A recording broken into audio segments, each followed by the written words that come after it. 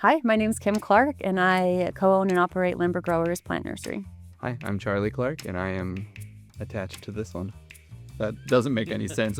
We have a short list of tips for any kind of gardener that Charlie and I came up with. So take what you want, leave what you don't. Plant what you want to eat. Don't try to get super advanced and crazy. Just start small, go from there. Also, we have interplanting flowers with your garden. Not only is it beautiful, it gives a pop to your garden, and you have some instantaneous color and while you're waiting for all your delicious fruits and veggies. But it also brings in beneficials, and by beneficials, the pollinators and beneficial bugs that eat all the bad bugs, which is awesome. And then also companion planting, which is not just monocropping, which is just putting all of the same varieties in one zone, spread it about. Put some peppers in with tomatoes next door. Welcome to Utah Stories. If you didn't know already, the best hobby you can possibly have in the springtime is growing a garden in your yard. And with me on the program today is Kimberly and Charlie. Thanks for joining me, guys. We're stoked to be here. Yeah, so you guys are the full-time operators of Lambert Growers, and I've been coming to your greenhouse for years. It's the most awesome greenhouse, amazing place. It's kind of still, I feels like it's a little bit tucked away, but you get off the hook busy now. And I wanted to get a few things from you. You're now third generation operating Lambert's, is that right? Yeah, that's correct. Yep. That's awesome. Yeah. And so give us a rundown of how did the business start, and how did you guys how did, I guess, your grandpa initially get it started and off the ground in West Valley? Yeah. Is it West Valley or Taylorsville? Yes. West Valley, formerly known as... That's where the line is a little blurred right there. Yeah, I think technically West Valley, and never, all the older customers know it as Granger. Oh, Granger. Yeah. Cool. Yeah, so grandparents on my mom's side had a big family. They raised the older children a block west of where our location currently is. And that's where my grandpa Paul started growing his own plants from seed and built his own greenhouse. And like I said previously, before we were on camera, he's an engineer at heart and wanted to build all of his own stuff. So yeah, they started slinging plants out of that location. And then I think they started having more kids and found this property just to the east of where they were. How many kids do you have? They had 9. 1 passed in childhood, so 8 surviving. Big Mormon family. Mm-hmm. Yep. Yeah. Yeah, pretty classic. And I'm trailing off. Yeah. Sorry, I still see that can. Well, dang it. So you can just put it in the middle. I won't see it. Mm-hmm. Okay.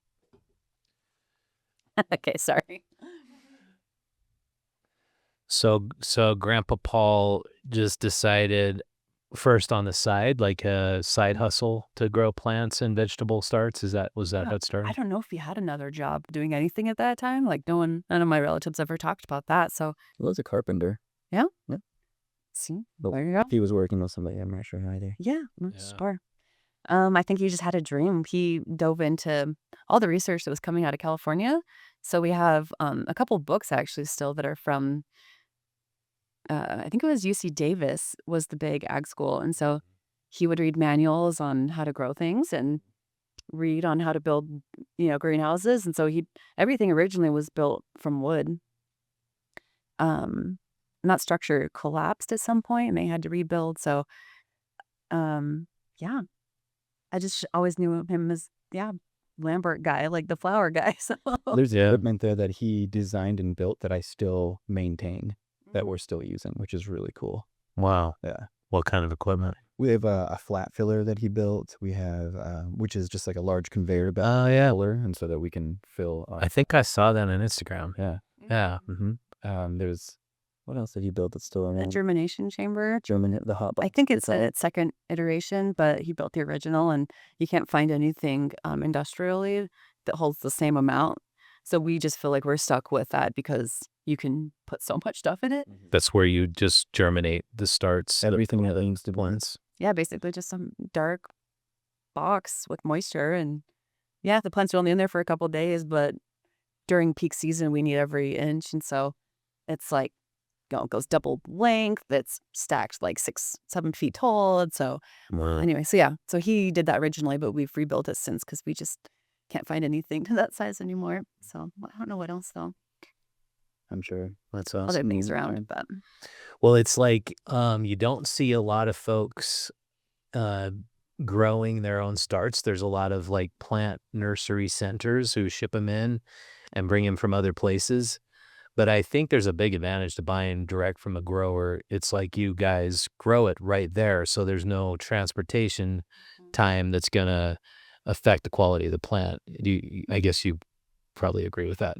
100%. I think that's how we can keep our prices reasonable. The quality of the plant stays consistent. Like they don't get shocked coming from, the Midwest. Yeah, any kind of different climate, warm or cold. Like things are getting delayed right now and all these big hubs, I guess. And yeah, we've lost plants that way. Like we do ship in some little baby plants and sometimes they show up frozen. So yeah, we just take all that guesswork out of the equation and we just can offer the stuff right there. Yeah. On freight, save on, yeah, all the shipping And expenses. we can really dial in quality control because it is really from the start of the plant all the way out the door. Which is really awesome. Yeah, and I think you avoid sort of that transportation shock, and then of course you're gonna shock the plant again when you put it in your garden. And I learned the hard way you gotta give your plants time to acclimate to being fully outdoors. And but I like the idea of like vertical integration, that you control the quality. It's as far as the business model goes. You guys decided to make a few changes. The torch has been passed to the two of you, and your mom, Marianne, is she still part of the business as well? She Very much is. so, yeah. Yeah, She still has a very large part. Yeah. integral. I always see her zooming around in there. You'll see her zoom in and not much talking. She has everything in her brain. It's incredible and kind of scary at the same time. It's like, don't you dare get in a car accident. So she has the whole place like mapped out in her brain and she knows exactly where everything goes, like where it's done the best, where it's failed. Um, Huh. yeah, it's just incredible. So she keeps track of the staff that has to maintain all the plants and do that. Does For that the stuff? most Yeah, part. she's in charge of like the whole transplant crew. Yeah. Yeah. The hope is that, and this year is one of those years where I'm slowly learning what she does and how I can integrate that into everything that I do also, so that when she is ready to be done with the business and she's ready to travel and jet set and whatever, that I can actually fulfill these shoes that she has. Good luck. Yeah. Thank you. She's been doing it how long? I mean, I've asked her, like, I grew up there with her doing that same role, and I'm 38. And I mean, she did it. So she went to college, and I think she went to school for education.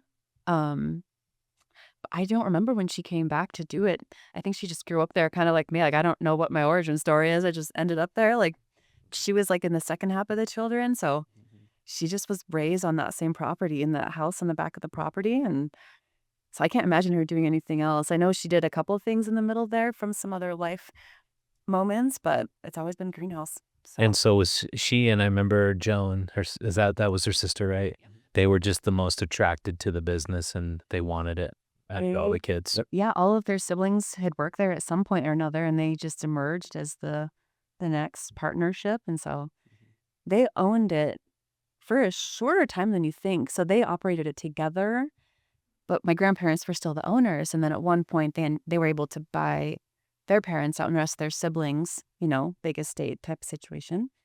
So they had really only owned it since like 2010, I think. Mhm. Oh, They really? operated it together since the 90s, I think. Yeah. Don't quote me. Don't quote me. Yeah. Well, I remember I did my own starts for years, and then I discovered you guys, and then I realized how inexpensive it is to get great starts from you. And then I'm like, I'm done doing starts. I'd grow them in my windowsill, and I get like 10 good, decent, straggly looking tomato plants. But for some reason, were always spindly. I think they wouldn't be like hardy and thick. Is that because you start them in January or February or something like that? I think that with the greenhouse, there's just so much light. They just get everything they need. I know there's probably a lot of, great home growers that can start their own and like have them really nice and stocky, but I think generally they don't get enough light. We stick them in a window with the supplemental light, but maybe it's too far away from the plant and they stretch that way, or maybe they don't get enough fertilizer. So we're lucky we get to just walk in and they've worked out most of the kinks for us. So we're really grateful for that. But, it's coming in as third gen. We've seen some problems. So tweaking the fertilizer has been one of the things we've tried to change. And when you come in, you can see like things look so good right now. So yeah, home growing is difficult. And I think that's why you should come to us for sure. Yeah, they get all the light. They get fertilizer on a schedule. We have the media to do it. And You guys don't use any supplemental lights at all. You use just right in the greenhouse. we- That's cool. none of the crops we grow, I know there are crops that would need it, but we've kind of just went to like, let's just try to be like natural. Like let's make our lives as easy as we can during this crazy time. So yeah, we don't grow anything that needs extra light. What month do you start growing? So it's been getting pushed sooner, which is my fault. Generally, historically, it's been beginning of February. It's when our seeding schedule starts. Mm-hmm. So. Yeah, and I noticed you've made changes, especially like the checkout. Yeah. The checkout used to be like 10 ladies, and the 10 ladies are all running around and trying to get you counted. And now it's like there's still a pretty long line, but you got the POS system in the hand, and Yeah, hopefully it moves. it's like really fast. Is that something you guys did? Yeah, if we came back and we were like, we cannot have people handwriting receipts anymore. I thought it was kind of cool how old school it was for a while. But it was like, Glad you thought it was cool. it was like labor intensive. Labor A lot of room for error. Human error is pretty big. Yeah. And it's just trying to write a receipt and do math in a stressful situation Yeah. is no one's strong suit. Well, I'm sure they're out there. Not with us. Yeah, not with us. Yeah. So yeah, it was a lot of extra. So now our employees get to focus on actually like talking to people, or did I say customers? Our employees. Our employees can actually spend time answering the questions, or just not like exerting themselves so hard in a way that's not very important. They can, I don't know. And it's still not barcodes, but it's still, you can just put it in your POS and then it counts, does the math for you. I'd like to move to barcodes if it makes sense at some point, but for now it's like a nice middle ground that we're happy with, and we'll keep evolving. That's like one thing I hope we can always do, is always figure out how to like get better, and maybe someday we'll be able to figure out how to barcode everything and we can just like beep bop boop. Yeah. But yeah, for now it's the best option we have, and no complaints really. So do you do like 80% of your business in April and May? So probably 75% of it's in the month of May. Yeah. And then the other 25% is just it's like a perfect little curve. Yeah. Wow. Yep. That's a lot. It's crazy. But you've never been tempted to bring in like, I don't know, trees and shrubs or decoratives after all the starts? I know the family had talked about it and dabbled a little bit, but that market's really saturated. And with our infrastructure, our space isn't designed. It hasn't been thought in that way, right? And so it's difficult to think about. We'd have to have people traveling around, right? They'd have to be walking places that we really haven't thought about people walking before. We'd have to have more storage for these plants and infrastructure to keep them growing. And we like to send them to places that already do it well. Like we're surrounded by other really cool independent and family-owned places that already do it. And so that's really nice to be like, yeah, thank you for coming here, but go check these guys out. Yeah. Pick their brains, get what you want. It's good to know what lane you're in and what niche you're serving. it does help keep us focused a little bit. I laugh because I'm just like, I'm always thinking like, let's have this, or we've said like if we get to doing poinsettias, like we need to quit immediately. We try to protect our winters. Yeah. Like we try to keep some off time for us, but yeah. So you did extend your season out to a couple of months, is that right? Yeah. So in 2022, we'd had people interested in it, and Charlie and I have grown 3 and 4 seasons out of the year. And we just were like, there's got to be more customers that want to do it other than just us and maybe a couple people. And so we found a supplier for some seed garlic, and people were way jazzed about the garlic. And people that don't know that you can grow into the fall, in the winter, and overwinter things. So now we shut down in July. Usually early July is when we shut down for a little bit of a break because it just gets way too hot to maintain plant life and personal life. And then we start seeding again for the fall sales people that we can offer all sorts of fall crops. Wow, that's such a leafy cool idea. greens, garlic, and start it all over. yeah, exactly. Yeah. Yeah, that's a So- great idea. Yeah, so this year would only be our maybe 4th year doing it. So people are still kind of figuring it out. Like, we try to advertise for it a little bit, but yeah, we're still teaching people you can grow beyond the summer. And late summer, early fall is a great time also for perennials, to get perennials into your yard. And so Kim has been bringing in more and more perennials that are water-wise and More like a pollinators, adaptable, yeah. yeah. And so we'll have those a lot more this year also. That's awesome. Yeah, and I think, I mean, as I've been gardening like 25 years, I'm getting more interested in perennials. That means they come back every year, right? So we have rhubarb now. I'd really like to get asparagus, and I have a garlic chives that I just trim them and we get chives off of them. If you guys have started getting into the offering those, because I'm pretty sure we brought our rhubarb from you guys. Definitely. Yeah, we've carried most of that stuff for a while. The asparagus has been pretty hit or miss, but I'd like to have that be more consistent. But yeah, lots of culinary herbs, like the sages that are ornamental as well, is culinary. Yeah, rosemary. We finally got a rosemary to come back, but then I think our dog peed on it too much.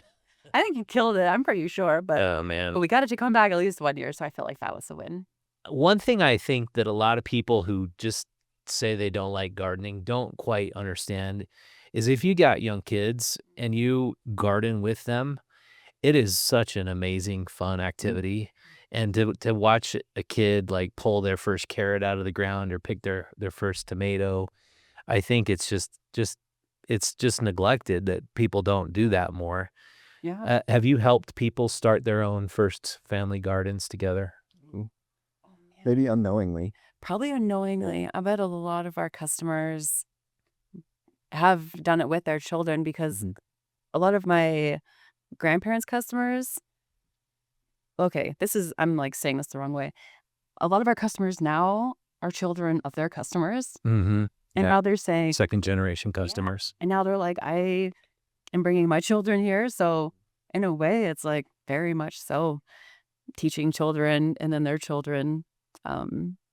And I think also like all the organizations that we see come through there, like a lot of, community gardens, and they all have programs for children. So I think there's something to be said for the power of gardening and growing your own and feeling pride about harvesting your own Yeah. food. Like I think it speaks for itself. Yeah. And I've noticed like I've gardened so long and so many years that when I don't do it and I neglect my garden, I don't feel as good. And that sounds weird, but I notice if I'm out in the garden and I'm pulling weeds, maintaining everything, I feel like everything's in better harmony and balance. And I know that sounds a little bit trite and woo-woo, but I think people got to get out and use their bodies and be outside and be in the sun. I think that's part of health and that's, you guys grow a garden too, right? Yeah, ever since being that, I think every year, no matter where we were. Our common ground. Yeah. That's great. And do you grow a pretty big garden?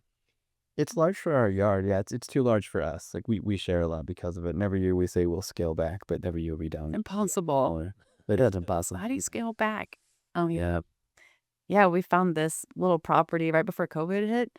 I think it's a 1/4 acre, and it's a small house set on the back of the property. And so the whole front yard faces west. And so we just tilled the whole thing up, put rows in, drip tape. And so, yeah, basically we could feed the whole like 8 houses around us with it. Wow. And we have, we've given vegetables away. It's just, yeah, once you start doing it, it's like, why don't you just add a couple more? There's space. There's always space. Don't tell me there's not space. Oh, when customers say that, I'm like, you're a liar. Yeah. There's always space. Even if you're in an apartment, you can do little grow boxes or Yeah. Woo! And we grow little things for that, little planter items, yeah. like basically any herb. But we've started growing a lot of. There's like kitchen minis and bush type tomatoes and all Put it that in fun quotes, stuff. container gardening. Trying to, especially being out in West Valley / Taylorsville area, it's like all you see going up is apartments. and multi-use Mhm. buildings. And so we had more and more people who still want their fresh food, they still want to grow up, whether they've done it before or if it's something new for them. And so Yeah. that's something we realized years ago that we really needed to start kind of leaning into, is having varieties for people who can't grow like the monster squash on their balcony. Yeah. And we also live near the canal trails in Murray, and there's this really great community garden. They call it, my kids call it the Woodstock garden. I don't know if that's right, but because they go to Woodstock and they could get to go look at it. But it's probably like 40 or 50 people have little tiny plots there, and they do an incredible job because, I think if you got a little piece of ground that you can grow on, you can really maximize it if you have the right soil. But along those lines, what would you guys recommend to somebody starting a new garden? Mm. Like tips and tricks? I feel like something I remember saying a while back that I feel like is still true is start with stuff that you want to eat. Mm-hmm. Like, I know I feel overwhelmed sometimes with how much of the stuff we do. I'm like, I want to try this and this, but just start with the things that you know you want to eat. Yeah, that's good advice. And then get a little more advanced later. Like, I wouldn't recommend Brussels sprouts to newbies just because you have to look out for things like aphids and they take longer than like cabbage or. So, yeah, start with the things you know that you want to eat and you'll be more invested to have success, I think, Mm-hmm. instead of getting overwhelmed with like, oh, what do I do with that? Start small, use drip tape instead of overhead watering, especially in Utah Mm-hmm. with all of our water issues, and it's going to exponentially help your garden big time. Yeah, Yeah. I started using drip tape, and that's a game changer because you get the low pressure Mhm. adapter, and it doesn't use much water at all. Like it takes the high pressure from your system and low pressurizes it. Then it's on for 20 minutes, but it really doesn't affect your water bill much. And Soaks the area too. Well, I really direct it out to where it needs to go. yeah, it's awesome. You mentioned off air interplanting flowers. What does that do? Yeah, so bringing in interplanting flowers helps with pollination. It also helps with weed stress, because the more ground that is covered, the less the weeds can grow up through. They're not going to get the light that they want. So, for example, a pretty famous one is alyssum, sweet alyssum below your tomatoes. You can even do it below your peppers. And it's not a perennial here. Some people, It can it reseed. can reseed, but it's kind of nice because you have this beautiful carpet of pinks and purples and blues under your tomatoes. It stays nice and low. It's thick. So Alyssum, is that with an E or an an I? A. An A, alyssum. Alyssum. Okay. You guys carry that? Oh yeah. Oh, yeah. Cool. I think maybe even more famous would be planting marigolds Oh, there we go. around. Oh, yeah. Mhm. Golda does it. I never knew why, but Great. You guys know too then. Marigolds are awesome. Another flower that is not a perennial, which is kind of nice because you don't really want it coming back all the time in your garden, but it brings a lot of beneficials in. It's kind of stinky, and it's said to. I think something that it like the roots emit, like a certain thing. Listen to us being scientific. That actually keeps like soil nematodes away. okay. I think people think that it would help keep away aphids and stuff, but it doesn't do any of that. So part of me thinks it's just cute to interplant. So there could be benefits to it under the soil, but The more flowers in your garden, you're gonna have a higher volume of pollination, especially with peppers. Peppers, a lot of people have trouble with peppers pollinating, and in this way, it brings in a lot more pollinators, all the little bees and just butterflies, and balance in the garden. No. We do Russian sage, and that's just so flowery, and the bees love it. And they're just like, it's like a magnet for bees. And so we have great pollination. And I think a lot of people think they got to have a beehive to have a lot of bees. No, you don't. You just Give them the food they want. yeah. Bees for a couple years, and we learned that they don't even really stick around that area. Like they're out 3 miles away from your yard. So the bees in your yard are definitely from like your neighbors a couple streets over. So yeah, I mean, it's kind of like if you build it, they will come kind of thing. Yeah. The more bugs, the better. And what about companion planting? Do you have some advice about that? I don't know too much about it. I guess the thing I would say is well, I guess I don't know the difference between companion and like interplanting. I think it's what I've heard, and I have not tried this, but you can do a mix of corn and a bean that goes up the stalk of the corn, Yeah, that's and like a squash, and you can do them all in like mounds. I think I saw it on YouTube, but it's like you can basically just use a stalk of a corn to have another plant that grows up it. Yeah. I guess that's what that is. Yeah, it's I like a don't nod know. to I haven't tried like an that. indigenous practice that they all live like harmoniously and they all serve each other. Yeah. I think the companion planting versus the interplanting, in my mind, interplanting is just adding tons of flowers, bringing in beneficials that way, and the companion planting is plants that actually benefit each other. So, for example, corn pulls a lot of nitrogen from the soil, and so beans put nitrogen back into the soil. Squash also shades the soil, so you're not losing as much water, and you're not having weeds come up as much. And so it really helps in the way they grow in terms of timing also. You're going to have the bean's going to start and sprout, but the corn's going to get tall enough that the bean can travel up it. By the time the bean's tall enough and you're getting beans and nitrogen back into the ground, your squash is now starting to leaf out and keeping all of these things symbiotically growing. Wow, that makes me want to try it because that actually makes sense. Because it also kind of goes into another weed suppressor of using cover crop. And Yeah. cover crop is And squash produces all the cover crop you could imagine. Yeah, you'd ever want. Yeah.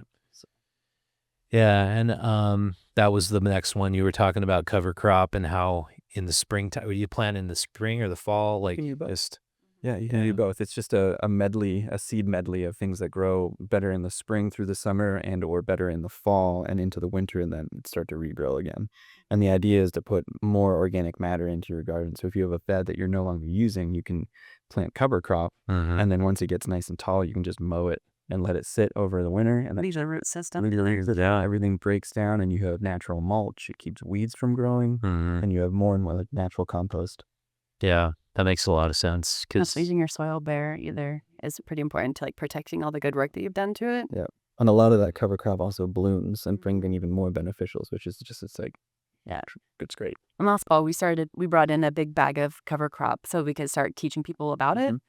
And you can find mixes everywhere, like online and such. But we were selling, just like whatever quantity customers wanted, and trying to start teaching them about, keeping your soil covered with plants over the winter. Just because I know generally, like I maybe do as I say, because right now our garden is like just dirt, but cover crop has so many benefits. So what are your favorite cover crops?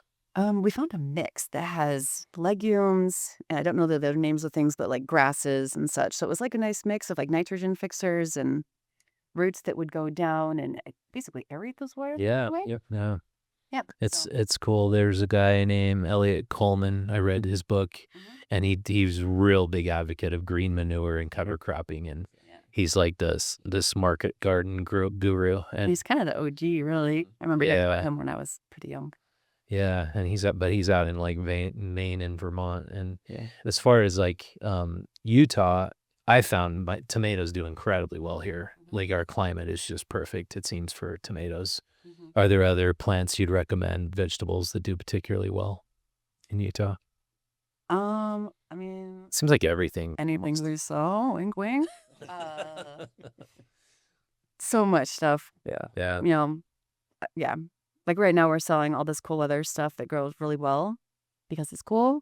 And then you transition. And then it's all like the tomatoes, peppers, squashes, herbs, all that stuff. Yeah. Yeah. And then back again to cold weather. So Yeah, we buy all our peppers varieties from you guys. We do like 20 varieties of peppers. You guys have them all. It's incredible. We do. I don't like to do too many varieties of tomatoes anymore because I kind of got dialed in what we like.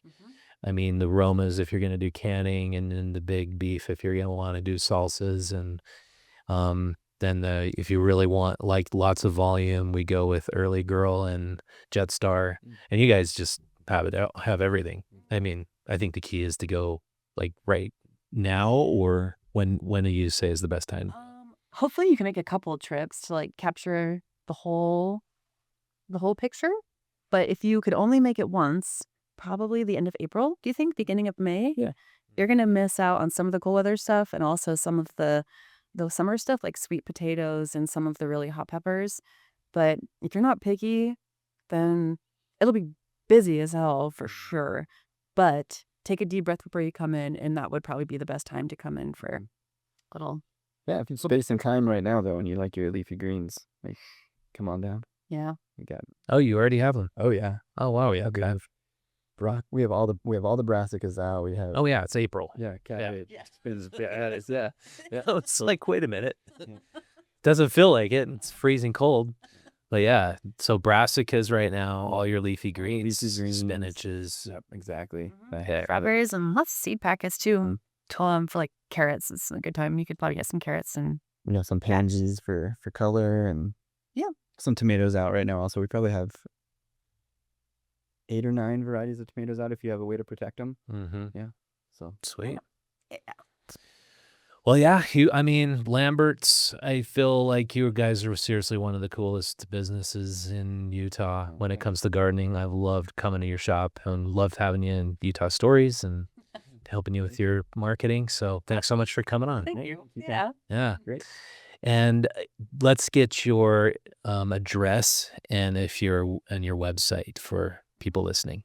Yeah. So we're technically in West Valley City, but I always say it's kind of like the trifecta of like we're almost to South Salt Lake, almost Taylorsville, but we're in West What Valley. happened to Granger? Why not just call it?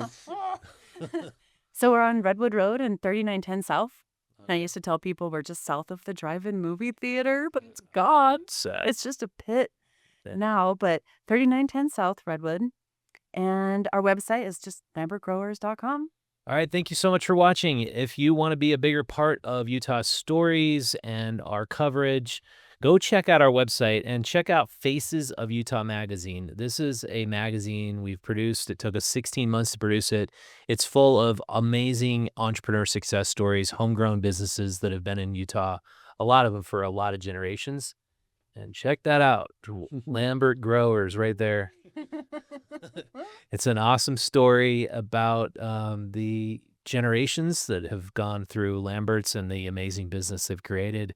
So if you become a member of Utah Stories, we will send you Faces of Utah magazine, and you also get your monthly subscription to Utah Stories.